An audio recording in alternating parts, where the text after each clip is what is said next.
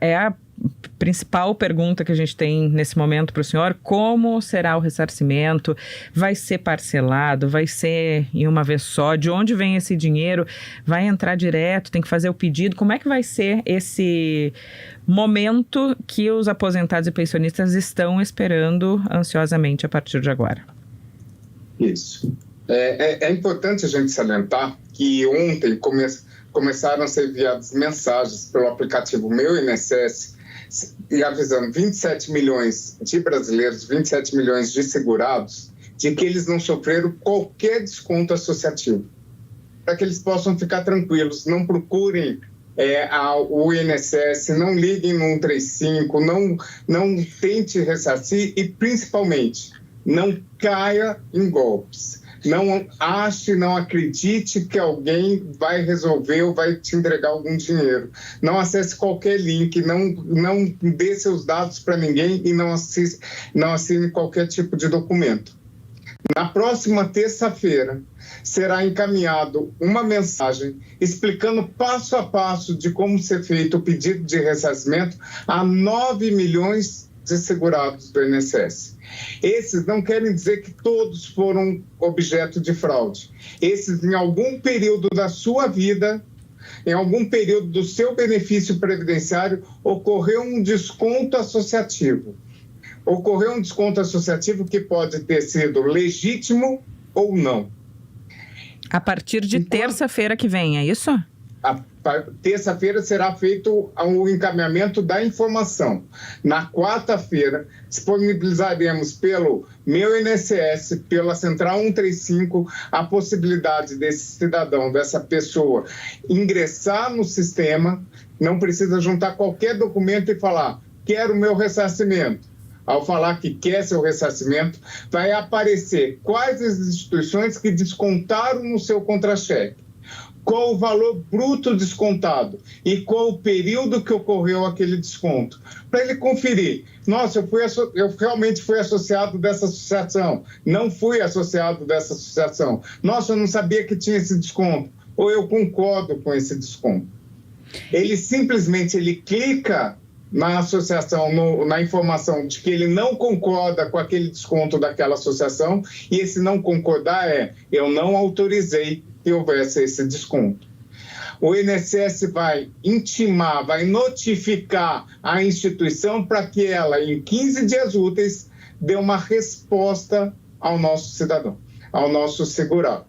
Ele vai dar a resposta juntando os 3 documentos necessários para se haver um desconto associativo, que é a filiação, a autorização para desconto e a cópia do documento de identidade.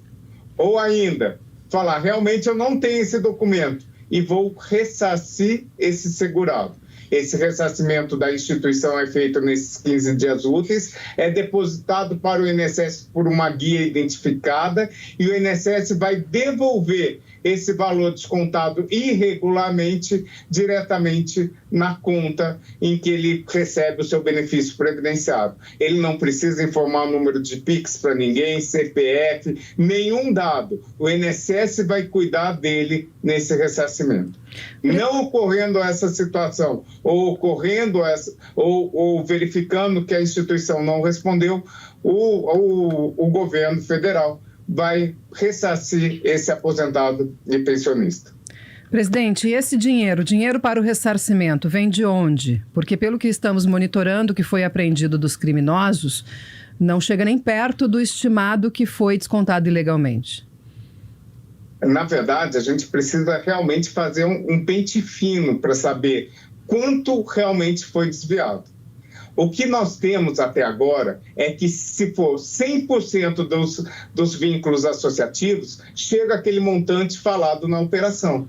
Mas será que 100% dos descontos associativos realmente são ilegais? Será que ninguém foi associado e autorizou? Será que é aquele montante? Há associações fantasmas que eu acredito realmente que seja um percentual significativo. Mas há instituições que são históricas, que têm associados há muito tempo. Será que todos esses vínculos são fraudulentos? E nesse aspecto é importante uma atuação conjunta com a Advocacia Geral da União para poder, primeiramente, responsabilizar quem deu o golpe nos aposentados e pensionistas. Quem foi, na verdade, o mentor dessa fraude? Que são as instituições. Então, primariamente, inicialmente, se buscará o dinheiro dessas pessoas para ressarcir aposentados e pensionistas. Não ocorrendo, daí o governo federal vai arcar com esse ressarcimento e fonte de onde vai e o montante, a gente vai verificar de acordo com a demanda. Hoje em dia, o que a gente tem é o quanto é o máximo que isso geraria. Qual é o máximo de pessoas afetadas? 9 milhões de pessoas é o máximo de afetados. Isso se 100% das associações, 100% dos vínculos associativos fossem fraudados. Se nessa hipótese aí de a associação diz não tem esse dinheiro para pagar, porque se é uma associação fantasma, enfim, se está envolvida nesse rolo, talvez suma no mapa e não consiga pagar. Nessa hipótese, vocês já discutiram, os senhores já discutiram, o senhor falou nesse pior cenário aí, os 100%, 6 bilhões e 300 milhões, 9 milhões de... 5 bi, para atualizar, 5 bi e 900. 5 bi e 900, tá, em torno de 6 bilhões de reais. Da onde sairia esse dinheiro? E aí seria feita alguma negociação para parcelamento ou vai ser de forma integral? E em quanto tempo se decide? Nesses 15 dias, se a associação não der sinal de vida, é o governo que vai ter que assumir? Se a associação não der não der nenhuma informação, o governo que vai assumir. Agora, de onde vem, o quanto vem e quando será pago, nós vamos verificar de acordo com a demanda. Hoje em dia, o que a gente tem, pela operação da Polícia Federal, já bloqueados, temos 2 bi 100. Nós entramos via Advocacia Geral da União com outras medidas para bloquear não só o bem das instituições, mas o bem dos sócios e de instituições que são, na verdade, um conglomerado dessas instituições fantasmas, que provavelmente são constituídas única e exclusivamente para fraudar pessoas de boa-fé, para trazer golpes a essas pessoas. Então, é deles que a gente tem que tirar primeiramente o recurso. O presidente Lula falou, a gente tem que ir a fundo para que essas pessoas sejam responsabilizadas em todas as esferas, inclusive e principalmente a perda de bens. O que mais a gente quer ver, os bens apreendidos sendo vendidos e repassados esse valor para ressarcir, os bens em dinheiro sendo bloqueados e sendo destinados a esse pagamento. E daí sim, verificado o quanto a gente arrecadou, o quanto tem de demanda, para verificar o quanto a administração pública, o governo federal vai arcar com seus recursos para esse pagamento. Mas tem uma meta de data? A gente precisa desse levantamento, a gente não tem ainda exatamente isso. O que a gente tem é o montante total, o montante máximo, que a gente acredita que não chegue a esse valor. Tá, eu vou insistir um pouquinho porque os aposentados estão nos questionando aqui também. Se for 100%, vamos trabalhar com o pior cenário. 6 bilhões para devolver, só tem 2 bilhões, só tem 1/3 disso, 9 milhões de pessoas. Qual é o prazo? Vai ser até o fim do ano, vai ser até o fim do primeiro semestre? Eu sei que vai depender desse cálculo, mas se for nesse pior cenário? Então, a gente não trabalha com o pior cenário. Temos 41 instituições que tiveram um acordo com o INSS e dessas 41, 6 são fantasmas. 6 realmente elas não existem. 6 elas foram criadas para fraudar pessoas de boa fé. Outras instituições, elas existem e garantem que tem a documentação ou ainda, para que elas possam continuar a funcionar, elas precisam ressarcir nosso aposentado e pensionista. Então, esse cenário de 100% não passa na nossa cabeça que desde 94 tudo seja fraudado. Desde 94 tudo seja irregular. Quanto isso será discutido quando a gente tiver valores. Eu não posso falar, eu assumo 1 bi, 2 bi, 3 bi, 4 bi e da onde vai tirar, porque eu não sei, eu não tenho essa informação. Eu preciso fazer esse levantamento e vocês vão acompanhar claramente o quanto foi ressarcido, essa é a ideia, que a gente cria uma transparência, o quanto foi resolvido, o quanto foi juntado de documentação, o quanto efetivamente ingressou nos cofres públicos e o quanto que a administração pública está pagando e depois vai buscar essa responsabilização dos verdadeiros fraudadores. Tá. O Matheus Chu, em Brasília, tem pergunta para o senhor também. Chu, bom dia. Oi, bom dia ao presidente do INSS. Ontem eu acompanhei a coletiva de imprensa aqui em Brasília e eu gostaria que o senhor destacasse 2 pontos. Primeiro, o que o governo federal precisa fazer, se precisa de autorização do Congresso, por exemplo, para a liberação destes recursos, porque a cobrança das entidades que eventualmente fraudaram, né, as associações, ela é uma cobrança demorada, vai envolver judicialização, como o senhor explicou, bloqueio de bens, não é um dinheiro que é disponibilizado imediatamente. Então a minha dúvida é, o governo precisa de alguma autorização, editar alguma medida para liberar estes recursos no orçamento e conseguir fazer, como o presidente Lula determinou, segundo a sua informação, um ressarcimento rápido para os beneficiários? Isso, de onde vai sair o orçamento está sendo discutido. E a gente, para discutir, a gente precisa primeiro saber o quanto.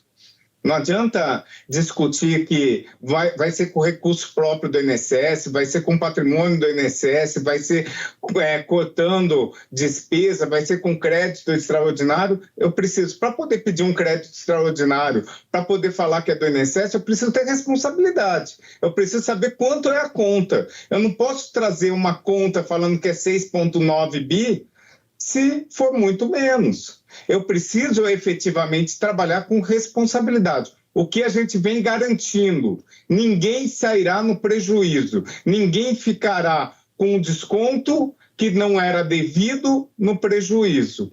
Eu não posso pagar 2 vezes aquele que realmente não teve o prejuízo e também não posso ir no Congresso pedir um crédito extraordinário de 5,9 bi quando a despesa for muito menor. Eu seria irresponsável nesse ponto. Eu não posso falar que vamos cortar determinado programa ou retirar do governo antes de saber o quanto é isso. Eu primeiro preciso saber o quanto eu tenho que pagar para verificar de onde vai sair esse recurso. Eu preciso saber o quanto eu vou bloquear de bens, o quanto eu vou garantir aquilo para poder efetuar aquele pagamento. Senhor, isso está sendo casado, isso está sendo verificado. Uma parte do INSS pode por recurso próprio, pode ser. Uma parte pode ser por restrição de gastos, pode ser. Então a gente vai verificar todas as possibilidades depois que a gente tenha um cenário determinado. O senhor é especialista em um tema que tem tudo a ver com essa nova função que o senhor assume aí no INSS. Especialista, fez pós-graduação em combate à corrupção e lavagem de dinheiro. Aí o senhor assume o INSS depois dessa fraude, desse roubo gigantesco, né, para falar bom português. Dentro do INSS, como fazer com que se tenha filtros, com que isso não se perpetue e a gente volte a falar daqui a alguns anos sobre uma fraude com participação, inclusive do seu antecessor? Na verdade, assim, é uma tristeza ver um órgão público chegar a essa situação. É revoltante verificar servidores públicos bem remunerados carregando malas de dinheiro. É um absurdo você verificar alguém passeando com uma Porsche custeada pela fome de alguém. Isso, na verdade, traz raiva, isso, na verdade, traz revolta. E não só a mim, a todos os servidores do INSS que efetivamente garantem o pagamento de 41 milhões de benefícios mês a mês. Muitas cidades, muitas pessoas sobrevivem custeados pela sua aposentadoria, pela sua pensão. Isso não é um favor. Nenhum ente do Estado está fazendo um favor a essa pessoa que contribuiu a sua vida inteira. O que a gente tem que fazer é garantir que esse valor seja pago integralmente a quem é devido. Sim. E nesse aspecto, o que a gente está fazendo? O presidente Lula pediu para fazer um saneamento, um pente fino. A primeira coisa que fizemos, tudo que é descontado no contra-cheque desse segurado, tudo que é descontado diretamente por instituições que podem ter problema. Essa semana, que foi a primeira semana de trabalho nossa, na primeira gestão, a gente já identificou fragilidades no programa Vale Mais, que foi suspenso. Os 280 milhões de reais que eram para ser descontados diretamente do contra-cheque dos nossos segurados, nós bloqueamos o desconto e o nosso segurado está recebendo integralmente, sem desconto, desse programa Vale Mais, até que a instituição comprove a regularidade desse desconto. Sim. Nós mudamos a regra do consignado, que era frágil, a gente descumpria determinações de órgãos de controle, a gente não tinha qualquer forma de proteger o nosso segurado. Pois é, presidente, agora, eu quero abordar o consignado antes que... Todos os descontos associativos estão bloqueados. Então, a gente começou assegurando ao nosso beneficiário que o que for descontado diretamente na folha, tenhamos um mínimo de segurança. Presidente... Não o que foi feito anteriormente. Em 2021, um acordo de cooperação permitindo que empresas fantasmas descontassem diretamente do contra-cheque. Presidente, é importante a gente falar sobre sobre o consignado também. A fraude que teve agora, né? A fraude é em relação a desconto de mensalidades associativas. Mas tem o consignado, que tem reclamação há muito tempo. Inclusive, muitas ações judiciais de adesão indevida ao consignado, ao empréstimo consignado com desconto na folha do INSS. E ontem o senhor determinou, então, a suspensão de novos descontos de consignados. Eu gostaria que o senhor explicasse exatamente como é que é essa suspensão, para que vale, para que não vale e por que ela foi definida. Vem fraude de consignado também por aí? Bom, o que acontece, até para a gente poder explicar, que são dois mundos totalmente distintos, totalmente diferentes.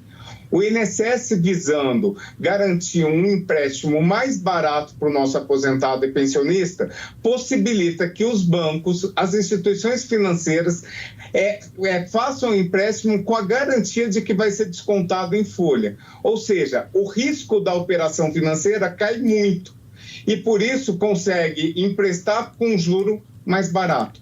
O INSS não faz parte dessa relação. A relação é instituição financeira, bancos, instituições que são regulamentadas por outras instituições, pelo Conselho Monetário Nacional, pelo Banco Central, são fiscalizadas pela FEBRABAN, pela ABBC, com regras rígidas de funcionamento. Então, são instituições que funcionam, são instituições que são asseguradas que elas existem.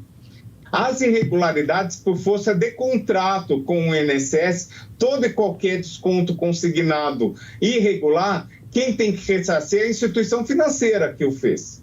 Uhum. O que a gente verificou? Que muitas vezes, para o segurado abrir a margem consignado, ele era, da forma como era feito, ele colocava à mercê de aventureiros, de instituições para que eles pudessem, de todo momento, procurar os nossos aposentados e pensionistas ofertando benefícios. Mas eles procuram a partir de dados. Como o INSS vai cuidar para que esses dados não vazem? Porque às vezes as instituições sabem da aposentadoria, por exemplo, antes do próprio aposentado. Isso sai de dentro do INSS.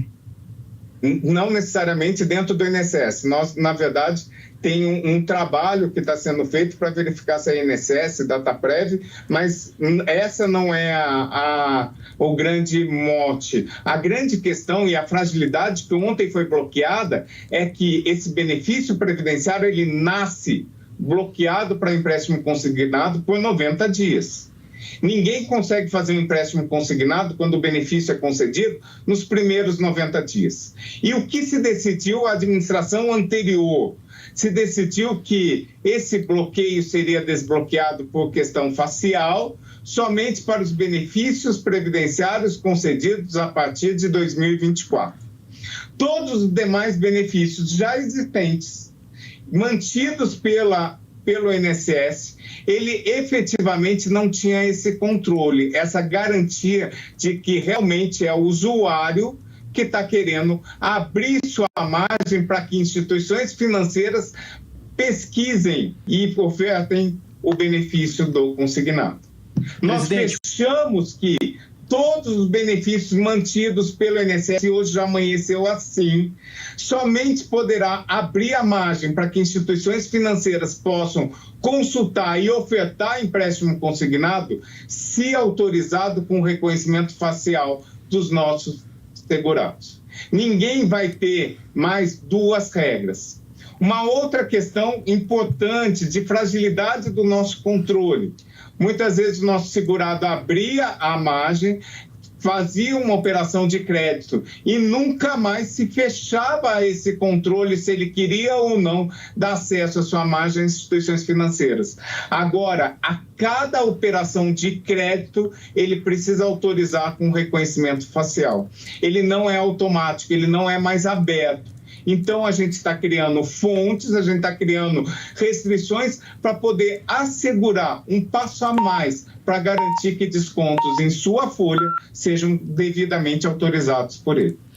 Obrigada, presidente do INSS, Gilberto Valer Júnior. Já peço para o senhor aqui no ar mesmo que a gente marque um outro momento para falar de outras coisas do INSS também, a fila, todas as questões fora esse rombo aí que foi descoberto nos últimos dias. Muito obrigada, bom trabalho para o senhor.